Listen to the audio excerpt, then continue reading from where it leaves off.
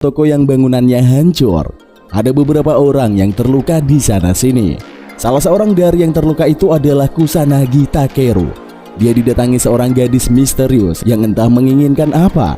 Setelah itu adegan flashback ke masa lalu.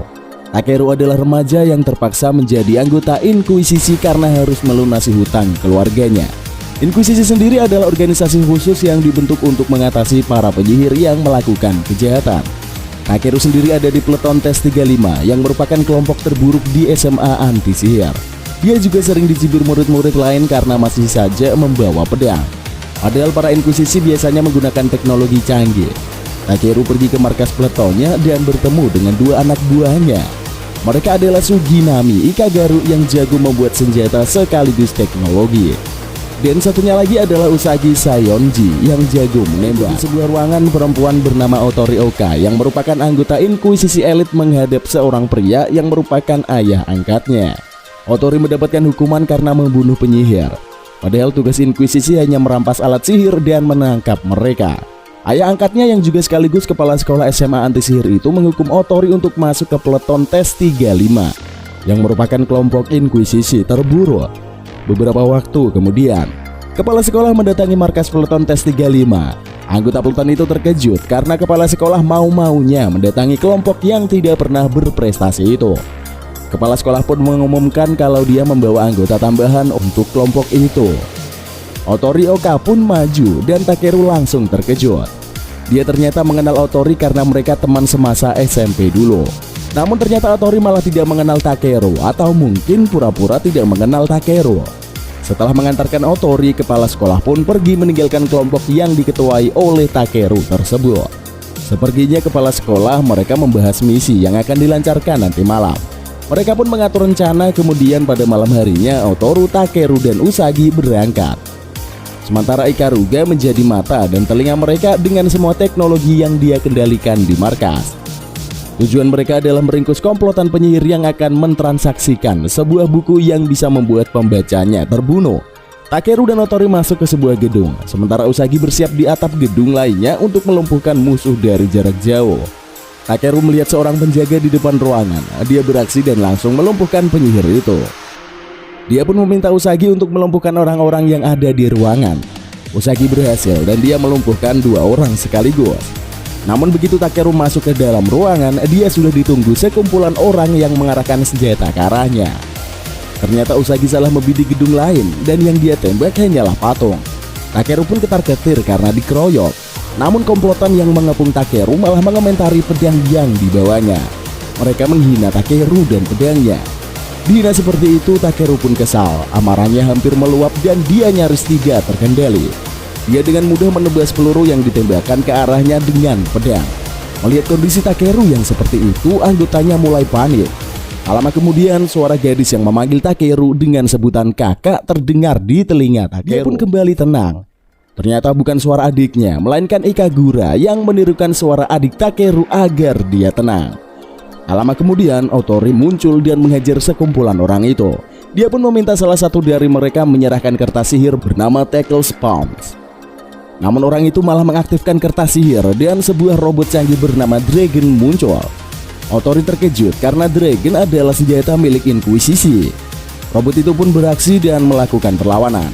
Otori maju melawan robot itu dan dia ternyata sudah menemukan kelemahan Dragon itu. Setelah bertarung beberapa saat, robot itu kehabisan energi dan tidak bisa bergerak. Menurut Otori, Dragon generasi lama memang mudah untuk kehilangan tenaga. Setelah itu pria di dalam Dragon itu pun berhasil ditangkap. Mereka semua kembali ke markas dan Otori kesal dengan peleton Tes 35. Dia lebih memilih untuk bekerja sendiri daripada bergabung dengan kelompok. Otori bilang kalau Usagi sebenarnya punya skill luar biasa, tetapi karena sering grogi maka kemampuan Usagi tidak bisa diandalkan.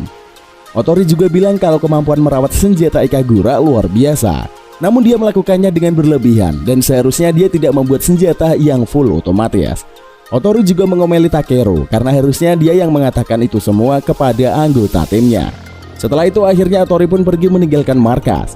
Seperginya Otori, Takeru pun berpikir bagaimana caranya agar Otori mau bekerja sama dengan mereka. Dia pun punya ide untuk memberi pesta sambutan kepada Otori. Dan benar saja, ketika Otori kembali ke markas, Takeru dan dua rekannya memberi pesta sambutan. Otori pun kesal dengan acara itu, kemudian memutuskan pergi. Namun Takeru melihat luka di lengan Otori dan bertanya apa yang terjadi. Otori bilang itu bukanlah urusan mereka, kemudian meninggalkan tempat itu. Takeru pun berlari mengejar Otori. Dia bilang kalau Otori masih bawahannya dan dia harus membantunya. Ternyata Otori sedang menjalankan misi seorang diri. Takeru ingin membantu namun ditolak Otori. Namun setelah membujuknya beberapa saat, akhirnya Otori pun membiarkan Takeru membantunya. Malam harinya, mereka berdua pergi ke sebuah gedung. Menurut Otori, kelompok penyihir Valhalla sudah beraksi, dan kasus kemarin malam kemungkinan juga ada hubungannya dengan Valhalla. Mereka berdua pun beraksi dan melumpuhkan para penyihir yang ada di sana. Otori meminta Takeru menangkap para penyihir yang sudah tumbang, sementara dia memeriksa ke dalam ruangan. Dia terkejut saat melihat darah berceceran di mana-mana dan seseorang telah mati terbunuh. Takeru pun menyusul Otori dan ikut terkejut dengan apa yang sudah terjadi. Otori pun semakin membenci penyihir. Dia pergi keluar dan mengarahkan pistolnya ke salah satu penyihir yang sudah dilumpuhkan. Namun Takeru mencoba menghentikannya karena Inkuisisi tidak boleh membunuh. Otori tidak peduli dan bilang kalau orang tuanya dibunuh oleh penyihir. Dia menarik pelatuk pistolnya, namun Takeru mendorongnya menjauh sehingga pelurunya menembakkan ke arah layang. Takeru pun meyakinkan Otori untuk tidak membunuh para penyihir.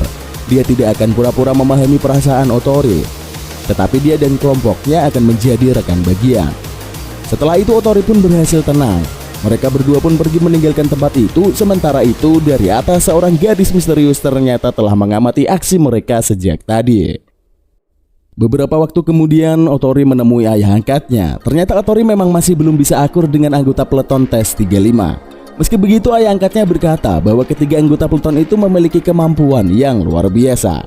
Menurut kepala sekolah, salah satu dari mereka adalah kandidat dari Relic Eater.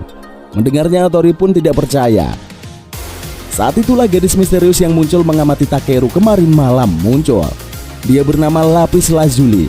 Dan kepala sekolah langsung bertanya kapan Lapis akan menjalin kontrak. Namun gadis itu tidak menjawab. Adegan berganti ke sebuah gedung kosong. Di sana ada seorang gadis bernama Nikaido Mari yang merupakan anak dari penyihir hebat di masa lalu. Tak lama kemudian penyihir Valhalla muncul dan menemuinya. Dia bernama Haunted dan kemampuannya adalah membangkitkan arwah orang mati. Haunted sendiri harus menghabisi banyak orang untuk melakukan ritualnya. Menurut Haunted, dia hanya membunuh kriminal dan tidak melibatkan penduduk sipil. Haunted bilang kalau musuh mereka hanyalah Inkuisisi. Begitu mereka menang, mereka akan menghapus semua prasangka buruk dan diskriminasi yang dilakukan kepada penyihir. Setelah itu Mari pun pergi meninggalkan tempat itu. Hari besoknya, ketika matahari hampir tenggelam, Haunted pergi ke sebuah gedung, kemudian memanggil arwah pahlawan dari masa lalu. Arwah itu bergabung dengan robot dragon, kemudian meneror kota. Haunted memerintahkan para arwah pahlawan di masa lalu itu untuk pergi ke sekolah anti sihir dan membebaskan anggota Valhalla yang ditahan di sana. Kekacauan terjadi di kota, dan para Inkuisisi pun maju untuk menghentikan amukan dragon. Otori yang sedang bersama Takeru pun segera pergi mencari dragon yang mengamuk. Takeru pun menyusulnya, namun di depan sebuah gang sekilas Lapis Lazuli muncul dan memanggilnya. Namun Takeru tidak memperhatikan gadis itu dan pergi menyusul Otori. Akhirnya Otori bertemu dengan dragon. Dia pun bertarung melawan robot raksasa yang dirasuki arwah itu. Untuk memenangkan pertarungan, Otori memanggil Relic Eater yang berupa dua senjata api. Relic Eater itu bernama Vlad dan karena Otori hanyalah kontraktor sementara dan dia tidak bisa menggunakan kekuatan penuh Vlad. Otori pun bertarung melawan dragon menggunakan senjata di tangannya. Meski begitu, dragon tetaplah terlalu kuat. Terlebih Otori tidak bisa menggunakan kekuatan penuh Vlad. Sampai akhirnya Otori pun terlempar dan jatuh tak berdaya. Dia mengerahkan senjatanya ke arah dragon yang mendekatinya, namun mendadak Vlad menghilang. Untungnya Takeru datang dan menyelamatkan Otori. Dengan pedangnya dia pun maju bertarung dengan dragon raksasa itu. Akan tetapi meski Takeru sangat hebat memainkan pedang, dia tetap bukanlah lawan bagi dragon. Berbagai serangan yang dilakukan dragon mampu mengejar Takeru. Dia pun terlempar dan terkapar tak berdaya. Adegan itu sama persis seperti apa yang terjadi di awal anime ini. Dan saat itulah mendadak Lapis Lazuli datang menemui Takeru. Seketika itu juga mereka berdua berada di sebuah tempat yang serba putih.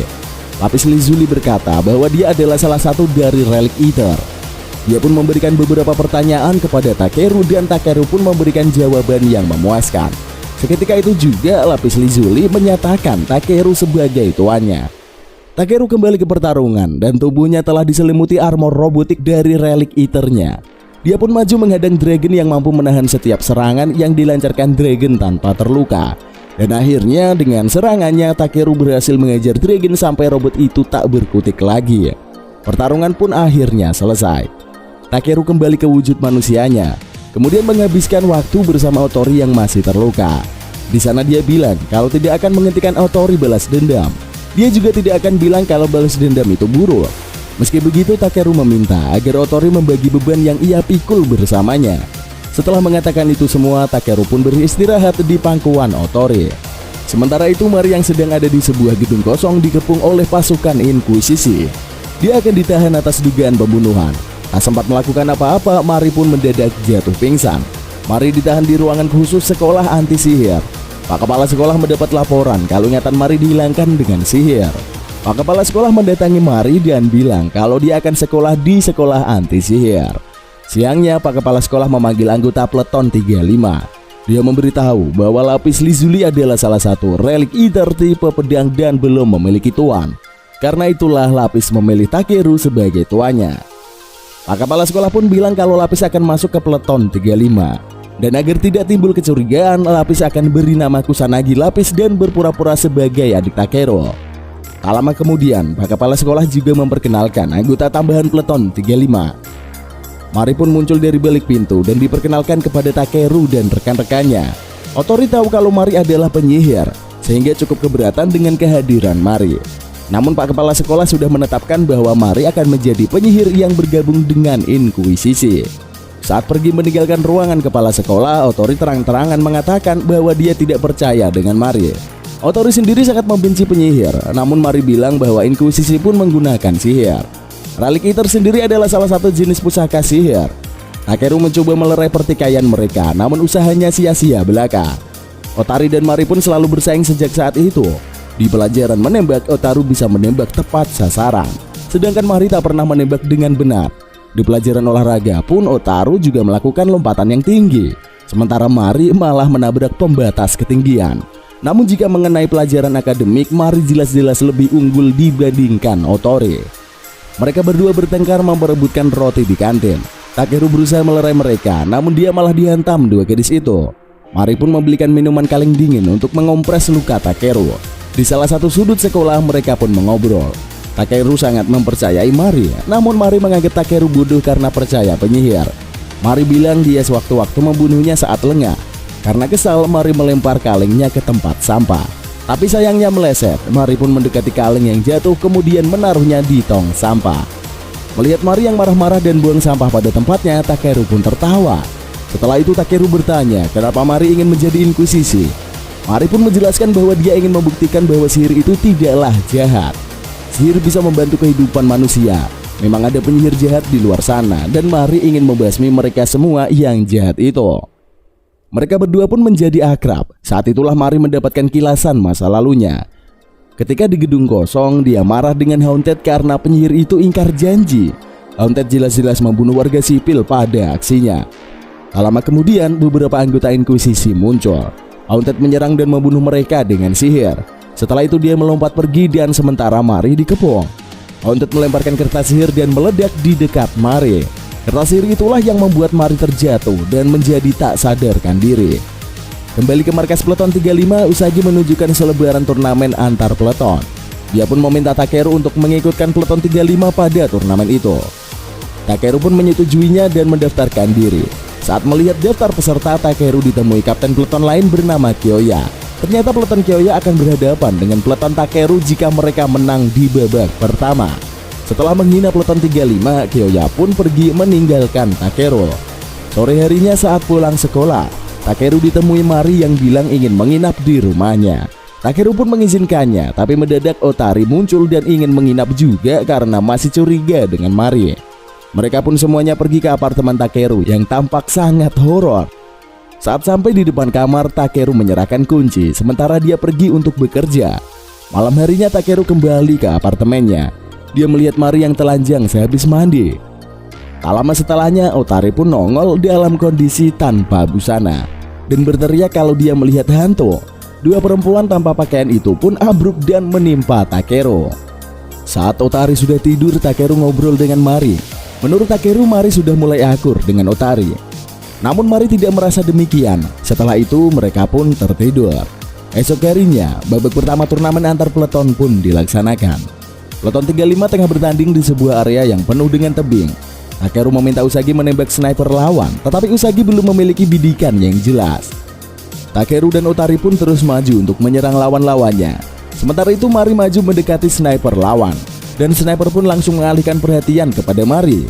Dia menembak Mari, namun sebagai gantinya Usagi mendapatkan bidikan yang jelas. Dia pun berhasil mengeksekusi sniper tersebut. Kehilangan sniper, tim Takeru pun berhasil memenangkan babak pertama. Mereka pun berniat merayakan kemenangan itu sepulang sekolah. Sementara itu Otari pergi ke ruangan kepala sekolah, namun ayah angkatnya tidak ada di sana. Dia mendekati meja dan membaca sebuah dokumen mengenai Mari. Otari terkejut mengetahui identitas Mari adalah penyihir Valhalla yang berjuluk Aurora dan telah ditahan karena dugaan kasus pembunuhan. Sementara itu Takeru, Mari, Usagi, dan Ikaruga masih berkeliling di sekitar pasar malam. Usagi dan Ikaruga sedang berada di salah satu kios dan tampak sangat akrab.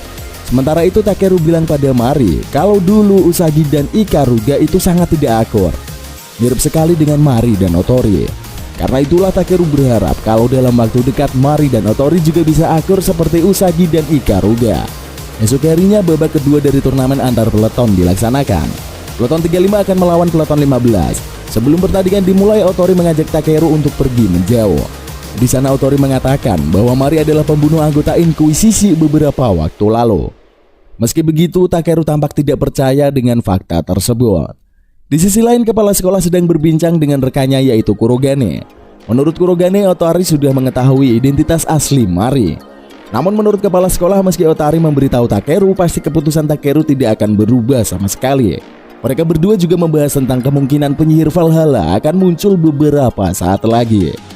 Adegan berganti ke pertandingan. Saat pertandingan antar peleton berlangsung, mendadak salah satu gadis di peleton 25 yaitu Yoshimitsu tampak kesakitan. Mendadak sulur-sulur tanaman keluar dari punggungnya. Dan tak lama kemudian Hantat sang komandan pasukan 4 Valhalla muncul. Seketika itu juga tembakan menerjang Hantat dari berbagai sisi. Namun Hantat langsung menciptakan kubus perisai sihir yang tidak bisa ditembus. Di dalam sana Hantat mengajak Mari untuk kembali. Namun Mari sendiri masih kebingungan karena ingatannya belum kembali. Takeru maju menggunakan armor lengkap dari lapis lazuli.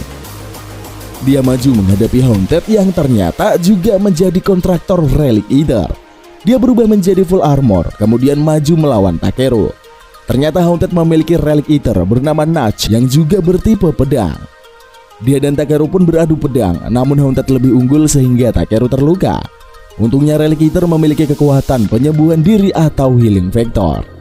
Sementara itu Otari menghubungi ayah angkatnya. Ternyata dia sudah menyelidiki kasus Mari. Di gedung tempat Mari ditangkap, dia menyadari fakta bahwa anggota Inkuisisi terbunuh oleh sihir keputusasaan. Sementara Mari adalah pengguna sihir Aurora. Artinya tidak mungkin bagi Mari yang melakukan pembunuhan. Dengan fakta itu Otari bilang kalau ayah angkatnya telah salah menangkap orang. Setelah itu Otari pun melakukan penawaran kepada ayahnya.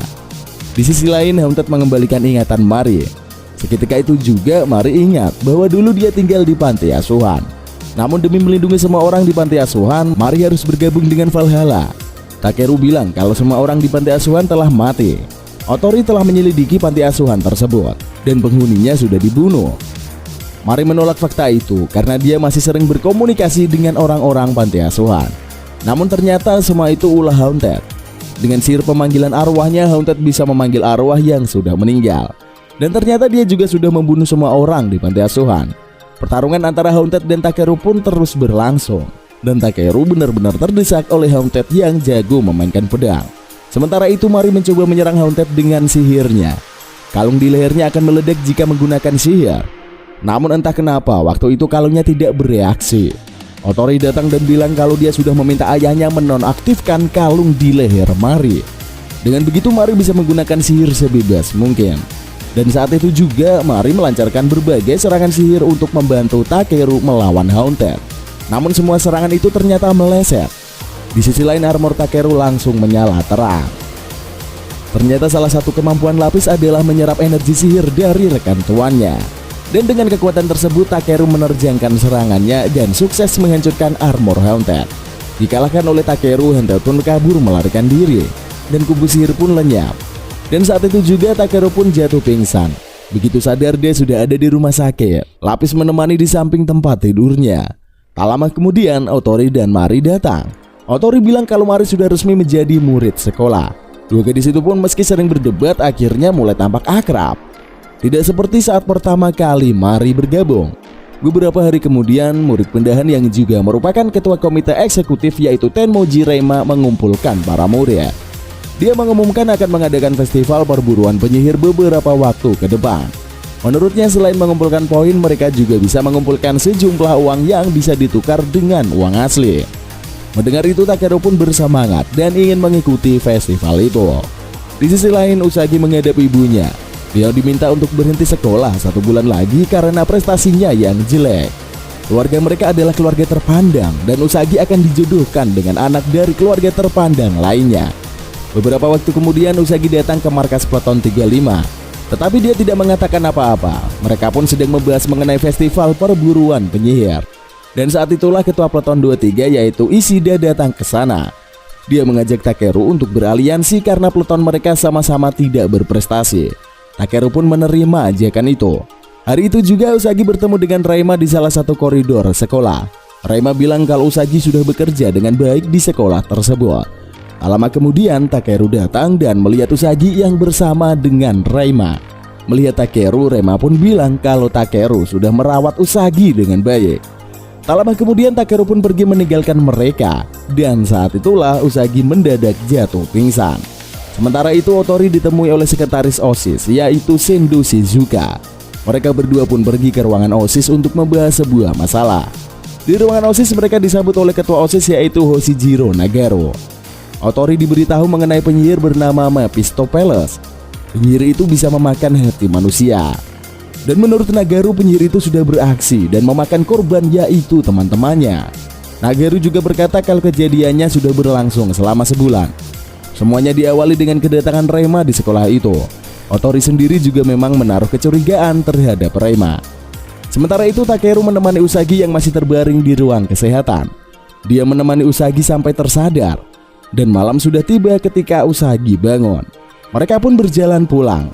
Di tengah perjalanan Usagi menceritakan semuanya. Dia bilang kalau Reima adalah teman masa kecilnya dan dia adalah tunangan Usagi. Setelah itu Takeru meminta Usagi menginap di apartemennya malam itu. Sesampainya di apartemen Takeru, Usagi pun mandi. Dia berpikir hal macam-macam dengan Takeru. Dia sempat berpikir jika dia bermantap-mantap dengan Takeru mungkin pernikahannya akan dibatalkan.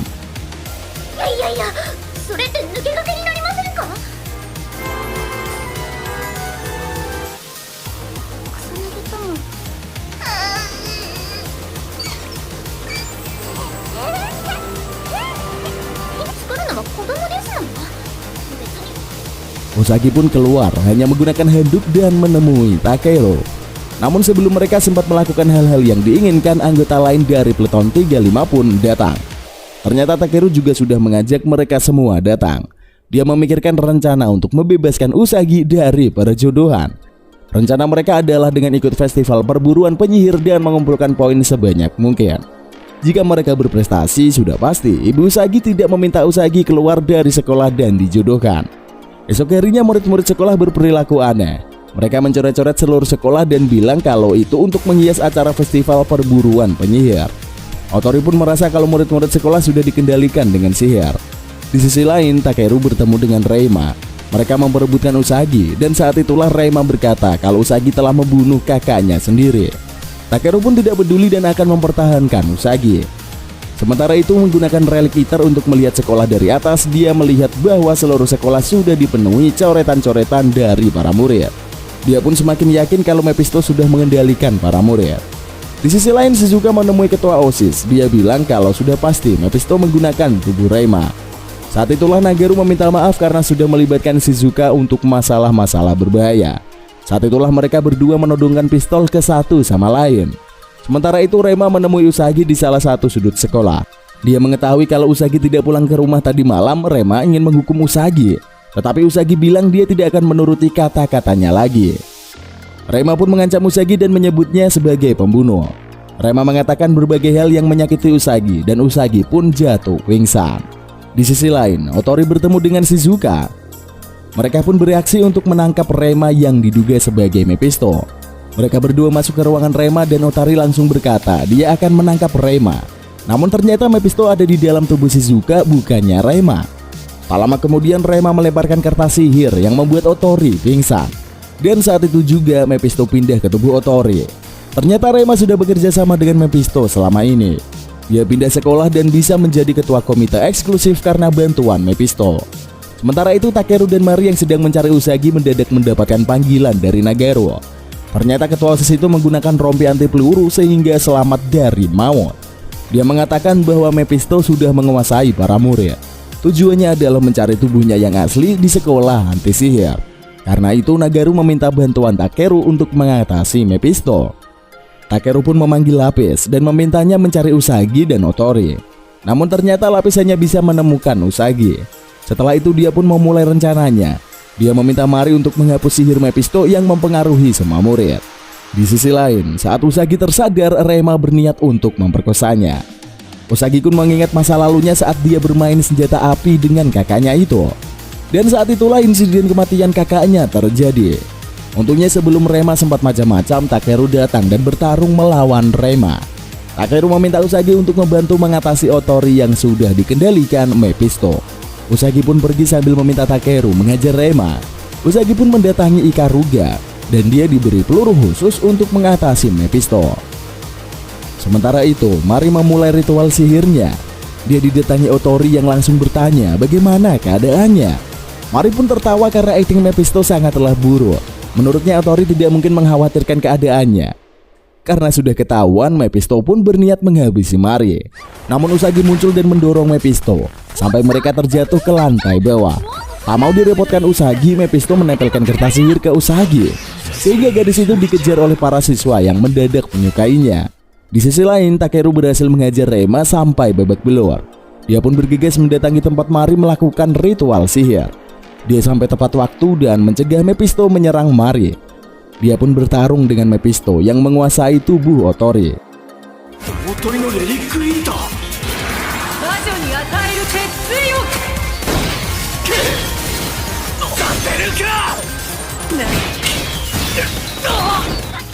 Beberapa saat kemudian, Usagi sampai di sana. Dia kebingungan harus menembak siapa karena Otori bilang kalau Mephisto sudah pindah ke tubuh Takeru. Sementara itu Takeru meyakinkan Usagi kalau dia boleh menembaknya karena dia pasti bisa bertahan. Dan saat itulah Usagi menembak Otori. Seketika itu juga Mephisto melayang keluar dan Usagi langsung menembaknya dengan peluru kedua, sehingga penyihir itu musnah. Sementara itu Mari akhirnya berhasil menghapus sihir Mephisto. Pertarungan pun berakhir. Beberapa waktu kemudian ternyata Usagi masih diperbolehkan lanjut bersekolah karena insiden Rema. Sementara itu kepala sekolah yang sudah bertemu dengan Kurogane membahas sesuatu tentang Ikaruga. Mereka pun berencana memanggil Takeru terkait masalah tersebut. Beberapa waktu kemudian Ikaruga dipanggil menemui Pak Kepala Sekolah. Di sana Pak Kepala Sekolah memberikan dokumen dari laboratorium alkimia. Di sana ada sebuah sel Dark Elf yang disebut dengan Lost Matrix. Menurut Pak Kepala Sekolah, sepertinya alkimia ingin membangkitkan Dark Elf dan menjadikannya senjata. Namun Ikaruga berkata bahwa itu tidaklah penting. Dia juga bilang tidak tahu apa-apa mengenai Lost Matrix. Meski begitu, Pak Kepala Sekolah malah membahas masa lalu Ikaruga. Dia adalah keluarga Tsuginami yang merupakan manusia hasil eksperimen para alkimia. Pak Kepala Sekolah juga membahas alasan Ikaruga diterima di sekolah itu. Tetapi Ikaruga tetap bilang bahwa dia tidak tahu apa-apa. Karena itu dia bergegas pergi meninggalkan ruangan itu. Sementara itu Pak Kepala Sekolah berdiskusi dengan Kurogane. Suatu saat nanti mereka harus memilih antara bertransaksi, mengancam, atau perang dengan para alkimia itu. Namun menurut Pak Kepala Sekolah, jika saatnya tiba, ketiga pilihan itu akan tampak sama saja. Di sisi lain, Ikaruga menelpon seseorang dan menyebutkan bahwa mereka sudah tidak berjumpa selama 4 tahun. Adegan berganti ke papan pengumuman poin. Takeru dan timnya melihat bahwa peleton mereka masih menduduki peringkat yang memprihatinkan. Mereka pun kembali ke markas dan membahas misi apa yang bagus untuk menaikkan poin.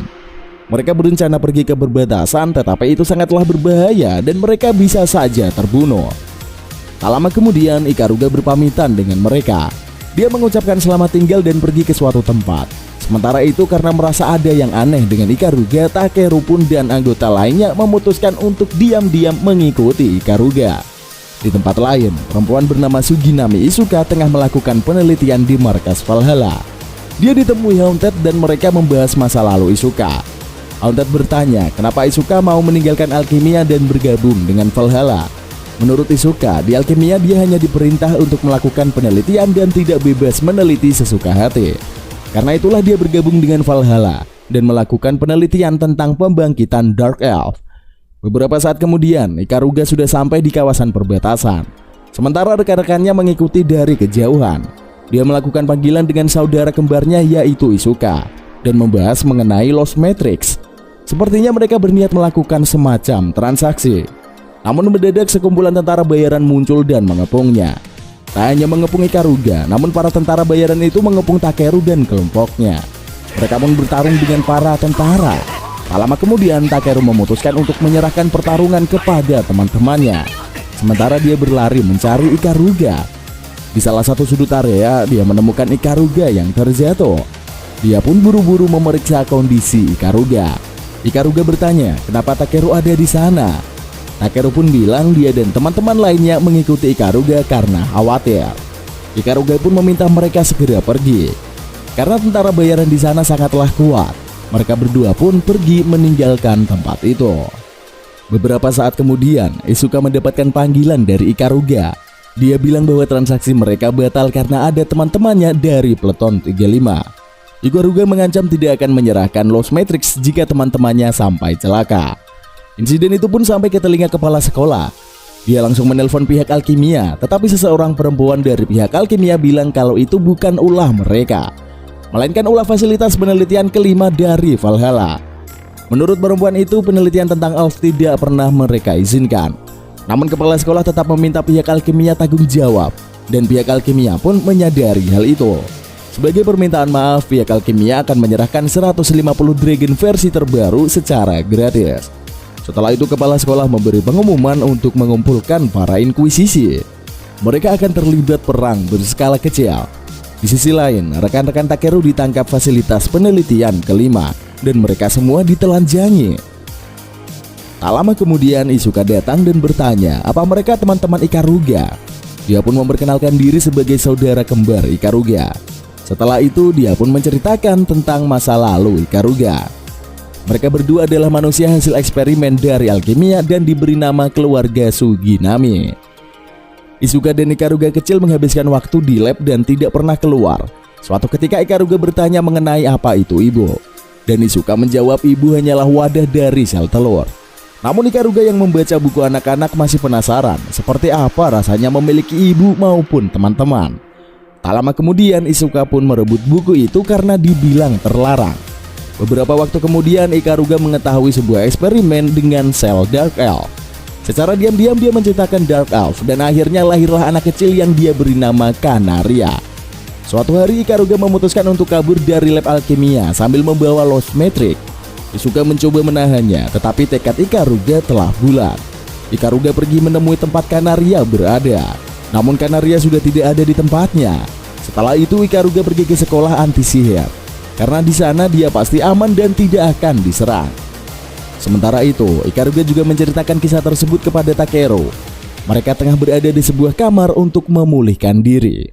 Setelah itu Takeru bertanya kenapa Ikaruga pergi ke perbatasan seorang diri, serta kenapa dia menggunakan Lost Matrix untuk bertransaksi dengan mereka.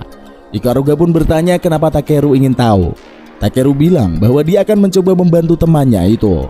Namun Ikaruga bertanya bagaimana jika ternyata dia melakukan hal terburuk. Takeru pun bilang akan mencoba menghentikannya. Setelah itu Ikaruga pun menduduki Takeru yang telentang, membuka pakaiannya, kemudian bilang ingin bermantap-mantap selagi masih sempat.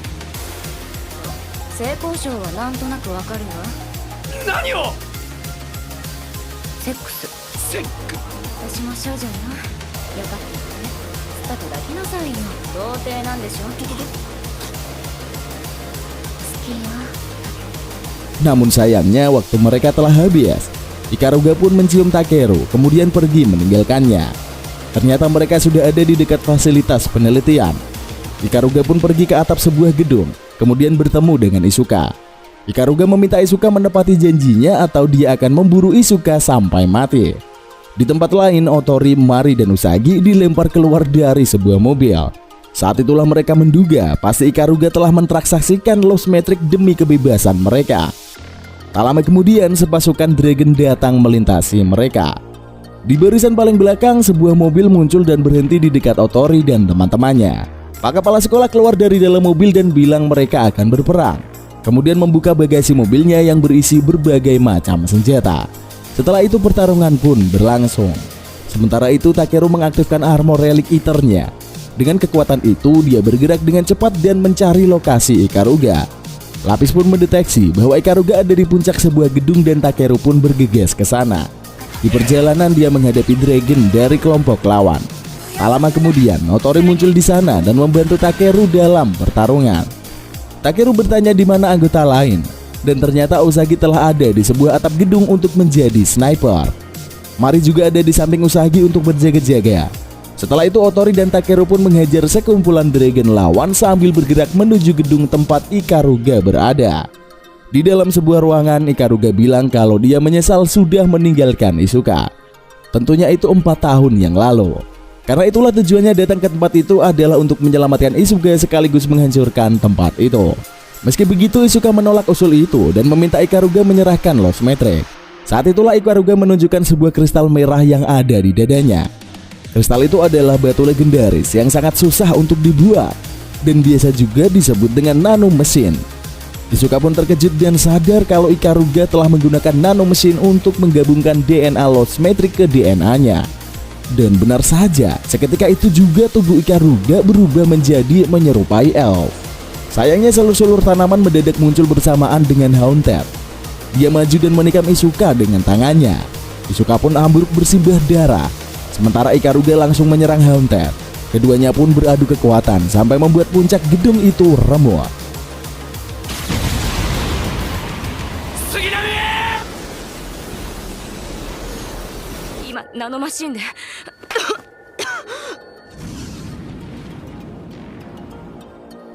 Berhasil mengempaskan Haunted, Ikaruga langsung melihat kondisi Isuka. Sayangnya saat itu juga fisik Ikaruga kembali seperti semula. Isuka bilang kalau nano mesin Ikaruga belumlah sempurna. Setelah itu dia meminta agar Ikaruga tetap bertahan hidup. Dia juga bilang bahwa Kanaria masih hidup dan ada di Valhalla. Tak lama kemudian Isuka pun muncul meninggal dunia. Tak berselang lama Haunted kembali datang. Dia bilang bahwa kekuatan Ikaruga sangatlah menarik. Haunted mengajak Ikaruga bergabung dengan Valhalla untuk menggantikan Isuka. Menurutnya Isuka telah memberitahu Valhalla tentang eksperimen elf dan cara membuat dragon. Tak lama kemudian Haunted menciptakan naga mesin raksasa yang membuat puncak gedung itu semakin remuk. Ikaruga pun terjatuh dari puncak gedung. Saat itulah Takeru melompat sekuat tenaga dan menangkap Ikaruga yang terjatuh. Setelahnya pertarungan melawan naga mesin pun dimulai. Ikaruga memberitahu Usagi bahwa titik lemah naga itu ada di dekat punggung. Usagi pun memiliki beberapa kali kesempatan untuk menembak. Namun meski Takeru sudah maju dan mengalihkan perhatian naga tersebut, Usagi tetap belum berhasil menembaki titik lemah naga itu.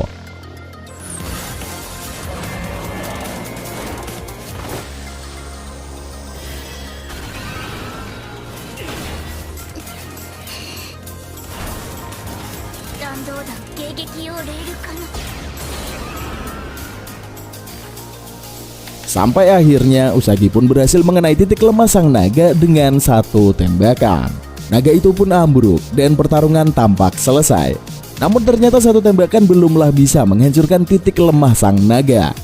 Tak lama kemudian naga itu bangkit dan menerjang Takeru sampai terjatuh di antara reruntuhan.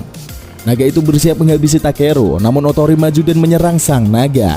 Sayangnya naga itu terlalu kuat dan langsung menyerang Otori. Melihat rekannya diserang, Takeru langsung bangkit dan melompat ke punggung sang naga. Dia mencoba menikam titik lemah sang naga, tetapi sayangnya kekuatan lapis sudah mencapai batasnya. Untungnya Mari langsung bereaksi dari kejauhan. Dia memberikan seluruh energi sihirnya kepada lapis, sehingga armor Takeru bersinar terang. Dengan sekali serang, naga itu pun akhirnya berhasil dikalahkan. 交流疾走撃 フレキシブルマテリアルフルバースト 倒れろ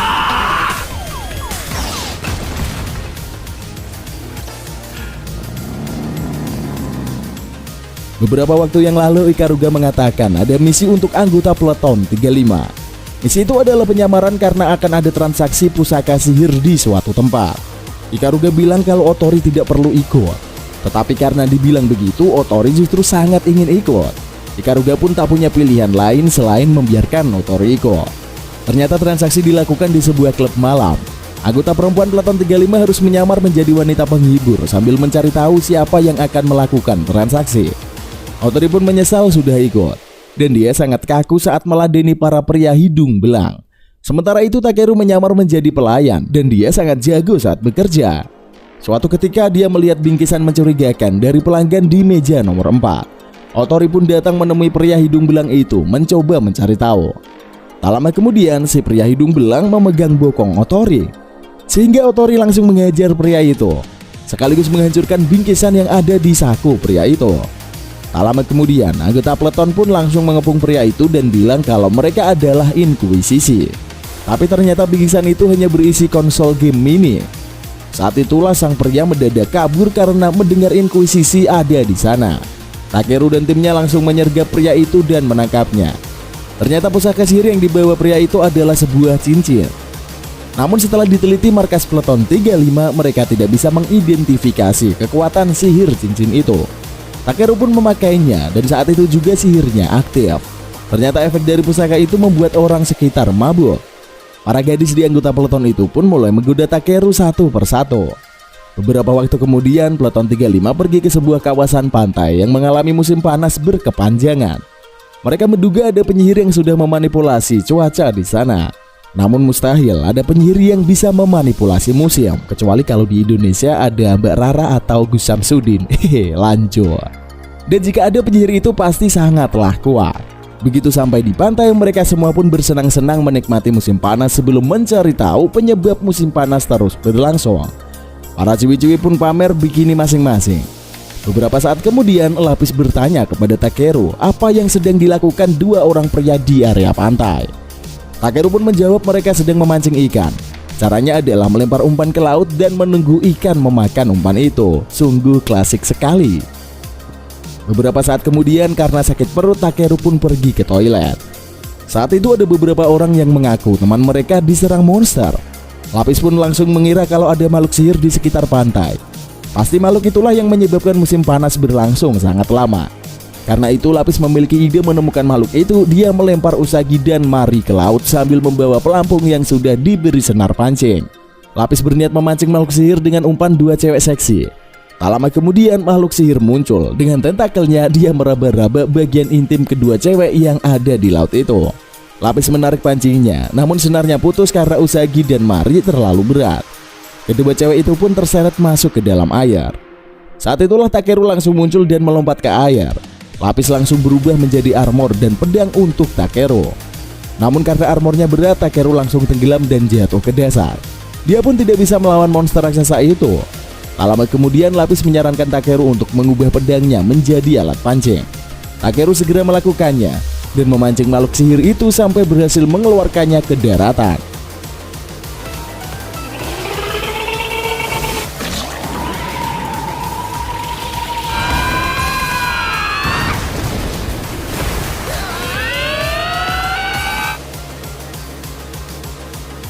Misi Peleton 35 pun berakhir dengan sukses. Beberapa waktu kemudian Takeru pergi ke sebuah fasilitas Inkuisisi yang dijaga dengan sangat ketat. Setelah menjalani pemeriksaan, dia pun diizinkan untuk memasuki sebuah ruangan tahanan. Di sana dia bertemu dengan seorang gadis yang ternyata adalah adiknya. Gadis itu bernama Kusanagi Kiseki. Takeru berkata bahwa Kiseki sudah lebih tinggi dan Kiseki berkata kalau Takeru menjadi lebih tampan. Kiseki bilang kalau dia hanya disuruh tidur terus-menerus di sana. Setelah itu Takeru pun menceritakan semua kisahnya beberapa waktu terakhir. Dia bercerita tentang semua anggota timnya dan menurut Kiseki kisah Takeru sangatlah hebat. Tak lama kemudian waktu kunjungan pun berakhir. Takeru harus pergi meninggalkan tempat adiknya yang ditahan tersebut. Beberapa waktu kemudian, Peleton 35 mengadakan misi penangkapan penyihir. Mereka terlibat aksi kejar-kejaran kendaraan di suatu siang. Tak lama kemudian, Takeru muncul dari arah depan dan menghentikan si penyihir. Misi itu pun sukses. Dengan berbagai misi yang telah mereka lakukan, poin Peleton 35 pun bertambah perlahan-lahan. Suatu ketika saat sedang berjalan di koridor sekolah, Takeru bertemu dengan Kyoya yang merupakan ketua Peleton 15. Waktu itu Kyoya bersama dengan kepala sekolah dan Kurogane. Saat melintas di depan Takeru, Kyoya berkata kalau Takeru adalah pengkhianat. Lalu adegan berganti ke sebuah ruangan di mana kepala sekolah dan Kurogane telah menganalisis situasi Kiseki. Ternyata Kiseki memiliki kekuatan sihir yang sangat besar dan bisa lepas kendali sewaktu-waktu. Jika kekuatannya keluar, apa saja yang disentuh kekuatan itu akan musnah. Jika dibiarkan, maka Kiseki bisa saja menghancurkan planet dalam sekejap. Karena itulah Kiseki harus ditidurkan secara terus-menerus. Sesekali dia harus dibangunkan dan kekuatannya dipaksa keluar agar bisa dihabisi tim Inkuisisi. Beberapa saat kemudian, Kiseki membuka matanya dan mengamuk. Dia ingin bertemu dengan Takeru, kemudian memberontak sampai rantai pengikatnya mulai jebol. Kurogane pun maju untuk menghadapi Kiseki. Saat itu juga wujud Kiseki berubah menjadi menyerupai iblis. Pertarungan antara Kiseki dan Kurogane pun berlangsung. Di sisi lain, Peleton 35 kembali melancarkan misi untuk menangkap penyihir bernama Hemelin. Awalnya misi itu berlangsung lancar, sampai suatu ketika pertarungan pun terjadi. Takeru pun maju untuk beraksi. Namun saat di perjalanan, mendadak dia menyadari datangnya seseorang. Dia pun mendekati orang itu yang ternyata adalah Kiseki. Adiknya itu telah berjuang sekuat tenaga dan kehabisan energi untuk mencari kakaknya.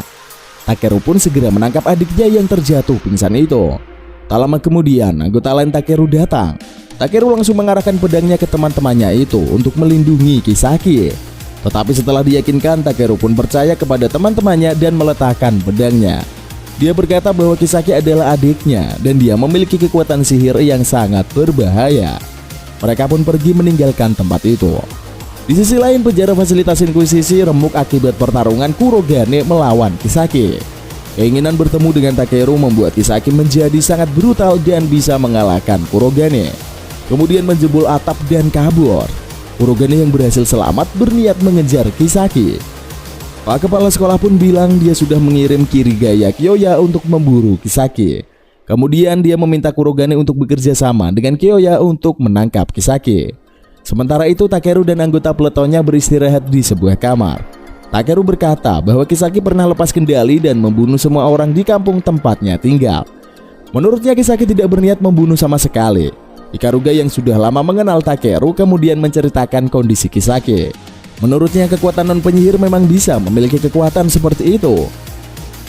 Pada kasus Kiseki, kekuatannya sangatlah dahsyat, sehingga kalung penahan sihir pun tidak bisa menghentikan kekuatannya.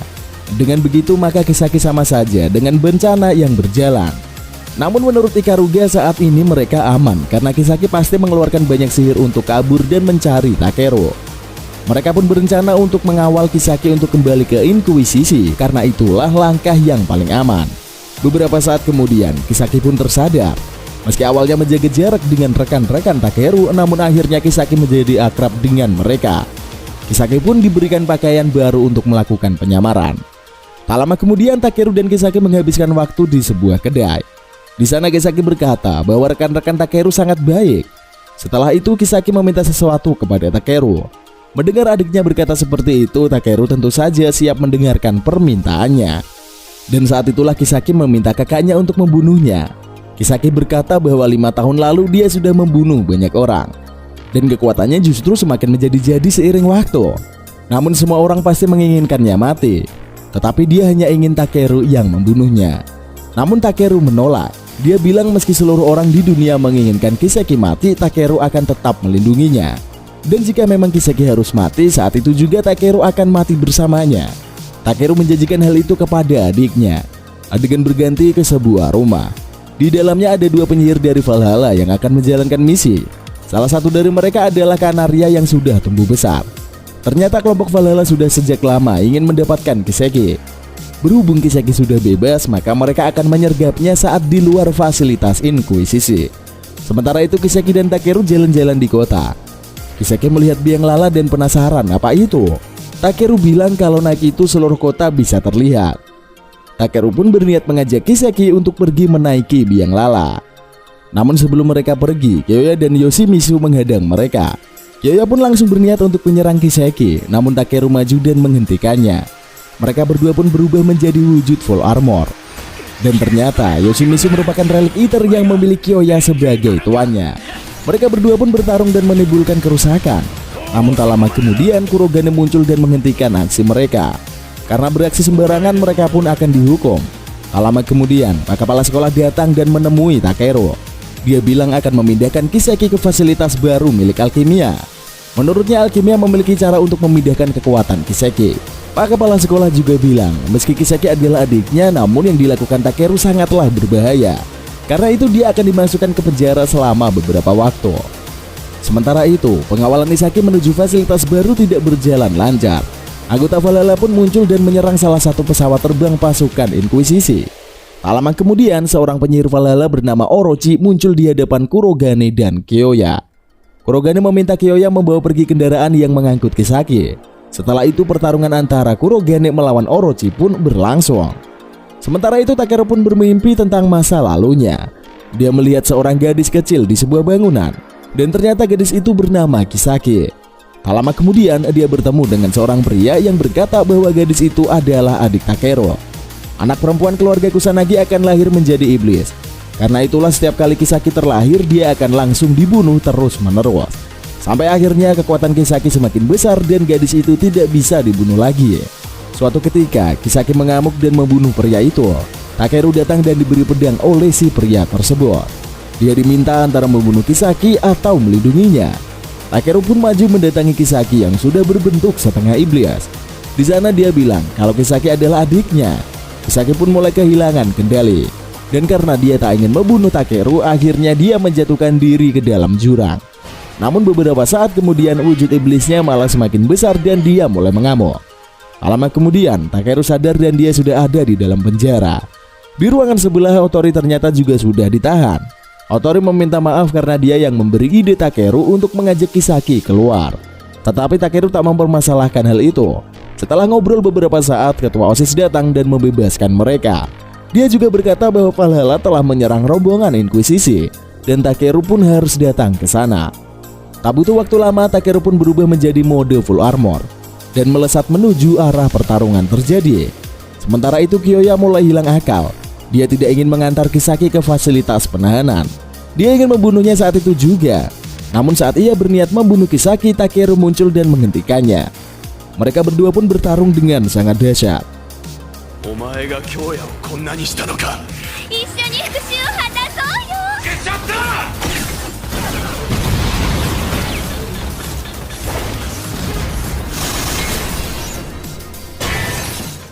Ketika mereka bertarung, mendadak armor Kyoya lenyap setelah menerima tembakan jarak jauh dari Otori. Setelah itu Kyoya malah melompat dari jalan layang itu ke sebuah sungai di bawah sana. Takeru pun segera membebaskan Kisaki. Dia berjanji akan melindunginya dan mereka akan menemukan tempat di mana Kisaki bisa diterima. Namun saat itulah sulur tanaman bermunculan dan menikam Takeru. Haunted tertawa-tawa setelah melakukan itu. Kemudian mengajak Kisaki untuk bersama dengan Valhalla menghancurkan dunia. Melihat kakaknya terluka parah, Kisaki pun mulai kehilangan kendali. Tubuhnya menyebarkan daging-daging iblis yang dipenuhi mulut ke sepenjuru kota dan mulai menghancurkan segalanya. Sementara itu Pak Kepala Sekolah menyaksikan pertarungan yang terjadi bersama Direktur Alkimia. Menurut Kepala Sekolah semuanya berjalan seperti keinginan Direktur Alkimia. Setelah itu mereka pun bertaruh apakah Takeru akan membunuh adiknya atau tidak. Dan saat itulah Kepala Sekolah menyebut nama dari Direktur Alkimia yaitu Sunigami Shizuko. Di sisi lain sementara Kisaki mengamuk, Otori bertarung dengan Haunted. Menggunakan relik Eater-nya dia harus bertahan menghadapi serangan demi serangan dari Haunted yang menggunakan full armor. Sampai akhirnya dia mengajak Vlad yaitu relik Eater-nya untuk menjalin kontrak permanen. Vlad pun setuju dan Otori pun berubah menjadi full armor. Dengan kekuatan barunya dia bisa bertarung seimbang melawan Haunted. Suatu ketika dia berhasil melancarkan serangan sehingga Haunted terhempas dan terhisap daging iblis Kisaki. Otori pun segera membawa tubuh Takeru kemudian berlari menjauh. Di sebuah perjalanan dia bertemu dengan anggota Peleton 35 yang mengendarai mobil. Mereka pun segera bergegas meninggalkan tempat itu. Sepanjang perjalanan, Ikaruga menjelaskan bahwa cara menghentikan kekacauan adalah dengan menyerang daging-daging iblis Kiseki. Prosesnya bisa memakan waktu berhari-hari untuk melakukannya, tetapi jika tidak dilakukan, seluruh dunia akan habis dilahap Kiseki. Ikaruga juga bilang bahwa tubuh Kiseki abadi dan tidak akan habis dibunuh selain oleh orang yang Kiseki inginkan. Artinya Takeru haruslah maju dan membunuh adiknya jika ingin petaka berakhir. Otori pun memutuskan untuk bertarung melawan daging-daging iblis itu. Kendaraan mereka berhenti dan Otori dalam mode full armor maju mendekati Kiseki. Sambil menghabisi setiap daging iblis yang ada di sana, menariknya daging itu bisa berubah menjadi ratusan kelelawar dan secara serentak menyerang Otori. Di sisi lain, Takeru bertemu dengan Lapis di alam bawah sadarnya. Lapis menawarkan kekuatan penuh untuk dirinya, tetapi itu akan membuat Takeru kehilangan kemanusiaannya. Takeru pun menerima tawaran Lapis, dan saat itulah tubuh Takeru berubah menjadi full armor yang lebih kuat dengan kekuatan pemburu dewa. Dia pun maju dan menyelamatkan Otori dari amukan Kiseki. Otori berkata akan bertarung bersama Takeru, namun Takeru ingin mengatasi adiknya seorang diri. Dia membawa Otori maju ke rombongan teman-temannya, kemudian pergi meninggalkan mereka. Takeru menghadapi Kiseki, namun saat itulah Haunted muncul dan bertarung melawan Takeru. Mereka berdua pun bertarung dengan sengit. Haunted sadar bahwa Takeru membiarkan Relic Eater menelan jiwanya, sehingga kekuatan Takeru berubah menjadi lebih kuat. Keduanya bertarung di tengah-tengah Kiseki yang terus mengamuk. Terlebih, iblis di dalam tubuh Kiseki mulai memberontak kepada Kiseki dan berbalik menelannya. Takeru pun melancarkan serangan pamungkas yang berhasil menumbangkan Haunted. Ragnarok Enchant! Oke! Nah, Nagin Morohayu! Yamata no Orochi! Kiseki!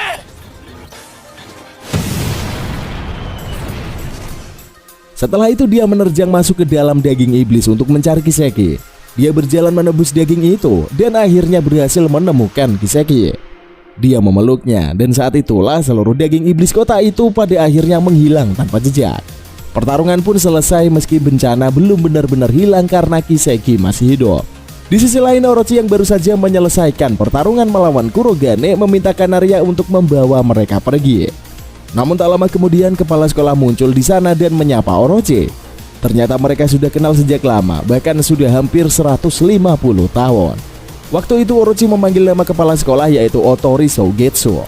Orochi bertanya apakah Sogetsu ingin menggunakan Takeru untuk mengulang sejarah yang pernah terjadi di masa lalu. Sogetsu menyemangati Orochi jika ingin mencegahnya, tetapi menurut Sogetsu dia memiliki pelatuk perang di tangannya. Menurutnya mau atau tidak neraka akan kembali datang. Dia pun menyebut nama lengkap Orochi yaitu Kusanagi Orochi. Sementara itu Takeru pun membawa Kisaki untuk menemui rekan-rekannya. Dan saat itulah semua rekan Takeru bilang kalau mereka akan menanggung beban Takeru bersama-sama. Dan anime ini pun akhirnya berakhir di sini. Sedikit kita masuk ke kesimpulannya. Di akhir season malah banyak hal yang baru terungkap nih, dan baru meninggalkan misteri yang lebih besar. Mimin kira semuanya sudah selesai dan gak ada misteri lagi. Namun malah semua misteri muncul di episode-episode terakhir. Seperti siapa sebenarnya direktur alkimia yang bernama Sunigami Shizuku itu? Apa hubungannya dengan Sunigami Ikaruga dan Sunigami Isuka? Dan juga siapa sebenarnya kepala sekolah dan apa jangan-jangan dia musuh utama yang sesungguhnya? Juga siapa itu Kusanagi Orochi? Apakah dia adalah ayah dari Kusanagi Kisaki dan Kusanagi Takeru? Masa lalu dari Takeru maupun Kisaki pun sangat menarik untuk dibahas. Selain itu sebenarnya apa tujuan kelompok Valhalla? Tidak mungkin mereka hanya sekumpulan penyihir yang membunuh manusia.